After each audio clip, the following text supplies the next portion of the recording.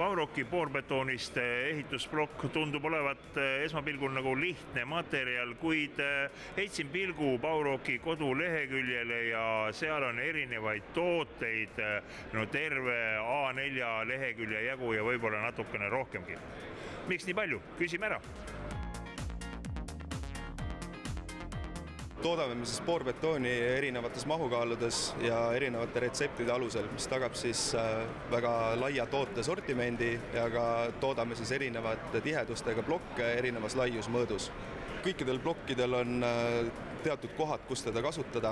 Eramaja ehitajale võib-olla on selline kõige tähtsam asi on just õhutihedus ja soojapidavus, mida tagab siis Ecoterm Plus blokk, mis on kõige kergem. Lisaks siis sellele on erinevate tihedustega üldehitusblokid, mis tagavad erineva kandevõime, kas siis Classic blokk näiteks 3 megapaskalit survetugevusega või siis Hard blokk, mis tagab siis survetugevuse 5 megapaskalit. Samuti on siis kõrgendatud massiga blokid, mis tagavad parema helipidavuse.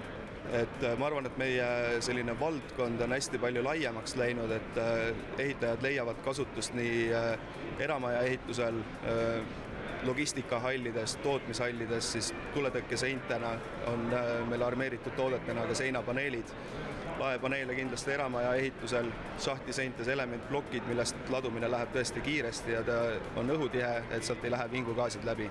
Kuidas nüüd seal teie koduleheküljel kõige paremini orienteeruda, valikuid teha? Pelgalt nende tiheduste lugemine inimesele ei anna võib-olla midagi. Absoluutselt, et võib-olla kõige lihtsam kliendil on otse meiega kontakteeruda, et koduleht on küll väga informatiivne ja kogu vajalik informatsioon on seal olemas, aga kindlasti oskame me omalt poolt soovitada teatud blokke teatud õigesse kohta, et ei tekiks sellist asja, et on kasutatud meie tooteid kuskil vales kohas. Et kindlasti selline konsultatsioon meie poolt on kõikidele nii ehitajatele, eraklientidele, et alati tasub meiega julgelt ühendust võtta.